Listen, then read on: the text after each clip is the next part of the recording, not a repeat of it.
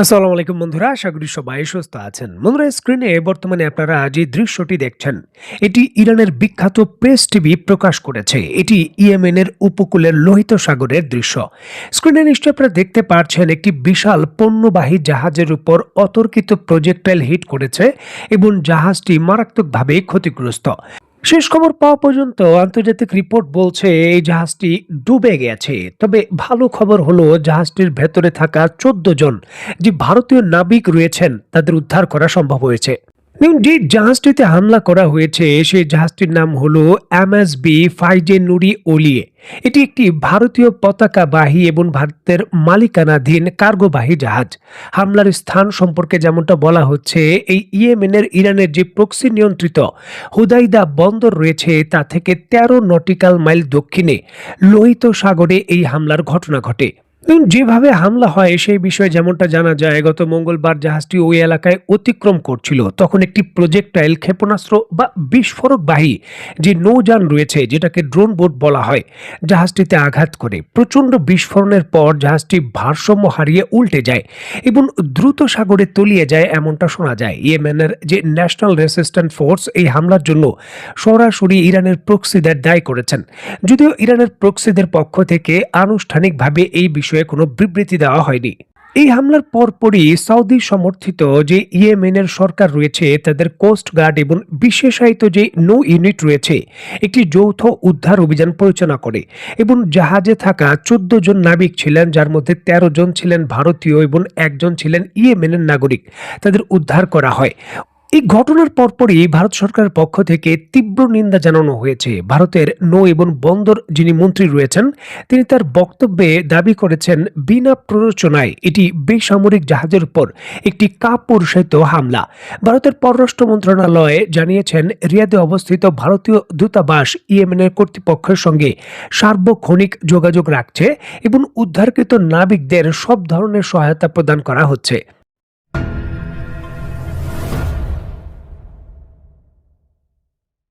ভারতের মালিকানাধীন এবং পতাকাবাহী যে জাহাজে আক্রমণ করা হয়েছে এমএসবি ফাইজে নূর অলিয়ে, এটি কোনো তেলবাহী জাহাজ নয়। এটি একটি কার্গোবাহী জাহাজ এবং বিভিন্ন বন্দরে বিভিন্ন ধরনের কার্গো পণ্য বহন করে থাকে এবং সৌদি আরবের বন্দরে এই জাহাজটি অবস্থান করেছিল বা সেখান থেকে এসেছে সেই ধরনের সূত্র পাওয়া যায় না। প্রশ্ন হলো, তাহলে কেন ভারতের এই জাহাজকে টার্গেট করা হলো? ইরানের ভেতর ইরানের যে প্রক্সিরা রয়েছে তারা সৌদি আরবের উপর নৌ অবরোধ জারি করেছে। সৌদি আরবের জাহাজগুলোকে তারা যেতে দিচ্ছে না। জাহাজগুলো পুরো ভূমধ্যসাগর এবং যে আফ্রিকা রয়েছে তা ঘুরে আসছে। প্রশ্ন হলো, ভারতের সঙ্গে এখানে দ্বন্দ্ব কি, বা কেন ভারতের এই জাহাজগুলোকে টার্গেট করা হচ্ছে বা পরবর্তীতেও হতে পারে?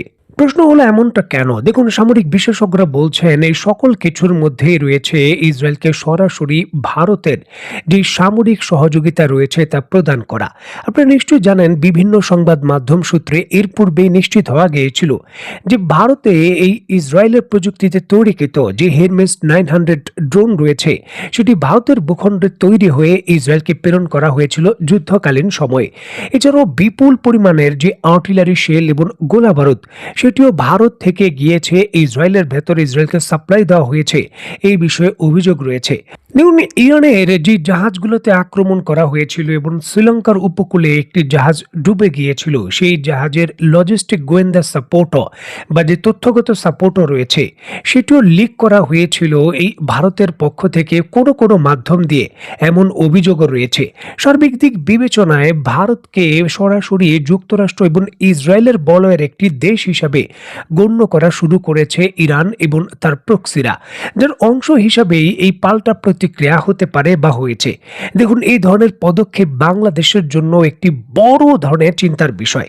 আপনারা নিশ্চয়ই জানেন, বাংলাদেশ রিসেন্টলি সৌদি আরবের নেতৃত্বাধীন যে জোট রয়েছে, যে 14 দেশের জোট, সেখানে অংশগ্রহণ করেছে এবং যেমনটা শোনা যাচ্ছে বাংলাদেশের 2 ব্যাটালিয়ন অর্থাৎ প্রায় 1600 সেনার মতো সদস্য সরাসরি ইয়েমেনের যে সীমান্ত রয়েছে সেখানে গিয়ে বিভিন্ন ধরনের ল্যান্ডমাইন অপসারণ করে ল্যান্ড অপারেশনের জন্য সাউদি বাহিনীকে সহযোগিতা করতে পারে।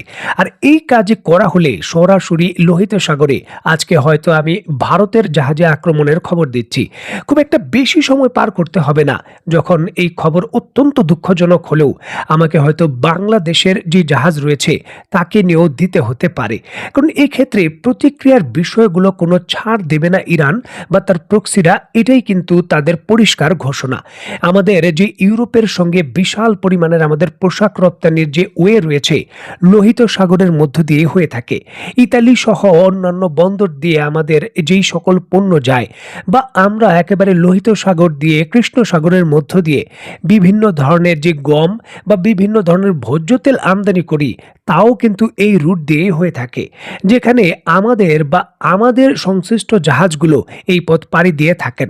এখানে প্রতিবন্ধকতা তৈরি হলে সরাসরি আমাদের তেল সাপ্লাইয়ের উপরও বড় ধরনের প্রভাব ফেলবে, কারণ অলরেডি হরমুজ প্রণালী বন্ধ, সেখান দিয়ে আমাদের জাহাজগুলোকে পূর্বেই ইরান তেমনভাবে পাস করতে দেয় না।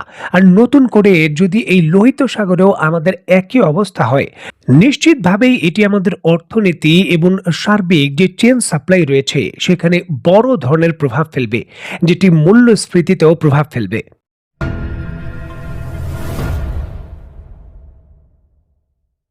দেখুন, হামলা শুধু লোহিত সাগরে নয়, মধ্যপ্রাচ্যের রণকৌশলভাবে অত্যন্ত গুরুত্বপূর্ণ জলপথ যে হরমুজ প্রণালী রয়েছে সেখানে আবারও পণ্যবাহী জাহাজে হামলার ঘটনা ঘটেছে। ওমানের যে খাসাব শহর রয়েছে তা থেকে ৩৭ কিলোমিটার বা ২৩ মাইল উত্তর পূর্বে অজ্ঞাত প্রজেক্টাইল সরাসরি একটি জাহাজে আঘাত করেছে, এবং এই আঘাতে জাহাজটির সমস্ত বিদ্যুৎ ব্যবস্থা বিকল বা কমপ্লিট ব্ল্যাকআউট হয়ে পড়ে। যুক্তরাজ্যের মেরিটাইম ট্রেড অপারেশন এবং যে সামুদ্রিক ঝুঁকি ব্যবস্থাপনা সংস্থা রয়েছে মেরিক্স এই তথ্য নিশ্চিত করেছে। দেখুন, যদিও আক্রান্ত হওয়া জাহাজটির নাম তথ্য এখন প্রকাশ করা হয়নি, তবে এই হামলার জন্য সরাসরি ইরানের যে নেভি রয়েছে তাদেরকে দায়ী করা হচ্ছে। দেখুন, একদিকে হরমুজ প্রণালী এবং লোহিত সাগরের যে সরবরাহ ব্যবস্থা যখন বন্ধ, তখন আন্তর্জাতিক বাজারে তেলের ইস্যুকে কেন্দ্র করে বড় ধরনের শঙ্কা দেখা গেছে। অত্যন্ত গুরুত্বপূর্ণ এই বিষয়টিকে কেন্দ্র করে বিশ্বের শীর্ষস্থানীয় তেল রপ্তানিকারক প্রতিষ্ঠান সৌদির আরামকোর প্রধান নির্বাহী কর্মকর্তা সিইও রয়টার্সকে জানিয়েছেন, এই সংঘাতের দরুন বিশ্ববাজারে ইতিমধ্যেই প্রায় ২৬০ কোটি বা ২.৬ বিলিয়ন ব্যারেল অপরিশোধিত তেলের সরবরাহের ঘাটতি তৈরি হয়েছে। দেখুন, ২৬০ কোটি ব্যারেল জ্বালানি তেলের সরবরাহের ঘাটতি তৈরি হওয়া মোটেও কোনো স্বাভাবিক বা স্বস্তিদায়ক বিষয় নয়। চীনের মতো যে বৃহত্তম তেল আমদানিকারক দেশ রয়েছে তারা নিজেদের রিজার্ভ থেকে এখন তেল ব্যবহার করছে, এবং তাদের দেশের ভেতর ইলেকট্রনিক ভেহিকলস বা অন্যান্য যে বিকল্প জ্বালানি রয়েছে তার ব্যবহারও একেবারে উল্লেখযোগ্য হারে রয়েছে, যার জন্য চীন আন্তর্জাতিক বাজার থেকে তাদের তেলের ক্রয় অত্যন্তভাবে কমিয়ে দিয়েছে এবং নিজের রিজার্ভ থেকেও কিছু কিছু ব্যবহার করছে। বিশ্বের অন্যান্য বড় বড় যে সকল তেল আমদানিকারক দেশ রয়েছে, যুক্তরাষ্ট্র, জাপান, দক্ষিণ কোরিয়া বা অন্যান্য দেশ, তারাও নিজেদের রিজার্ভ থেকে এতদিন ব্যবহার করেছে। তবে রিজার্ভ আস্তে আস্তে এখন একটা ঝুঁকিপূর্ণ জায়গায় পৌঁছে গেলে তারা সেটা বন্ধ করে দেবে। তখন আন্তর্জাতিক বাজারে তৈরি হবে প্রতিযোগিতা। অবশিষ্ট যেই সকল সাপ্লায়ার রয়েছে সেখান থেকে তেল আমদানির একেবারে বলতে পারেন হুমড়ি খেয়ে পড়বে সবাই। আন্তর্জাতিক বাজারে তেলের মূল্য বৃদ্ধি হওয়া ওই সময় বলতে পারেন একেবারে ১০০% নিশ্চিত। আর তখন বাংলাদেশের মতো দেশের অত্যন্ত জটিল পরিস্থিতি মোকাবেলা করা এখন যেন শুধু সময়ের ব্যাপার। এর আরেকটা কারণ হলো আমাদের নিজস্ব তেল শোধনাগারের সক্ষমতা অনেক কম। আন্তর্জাতিক বাজার থেকে আমাদের শুধু পরিশোধিত তেল বড় পরিমাণে ক্রয় করতে হবে, আর পরিশোধিত তেল কোনো সংকটে কেউ সহজে বিক্রি করে না। সুতরাং আমাদের জন্য একটি কঠিন পরিস্থিতি হয়তো আসতে চলেছে, যার প্রস্তুতি মানসিকভাবে এবং প্রশাসনিকভাবে আশা করছি যারা দক্ষ রয়েছেন এবং প্রশাসনিক রয়েছেন এখন থেকে বিষয়গুলো চিন্তা ভাবনা করবেন। তো বন্ধুরা, আজকের মতো বিদায়। নতুন কোনো ভিডিও নিয়ে আবার দেখা হবে। সেই পর্যন্ত সবাই ভালো থাকবেন, সুস্থ থাকবেন এবং বাংলাদেশকে ভালোবাসবেন। আল্লাহ হাফেজ।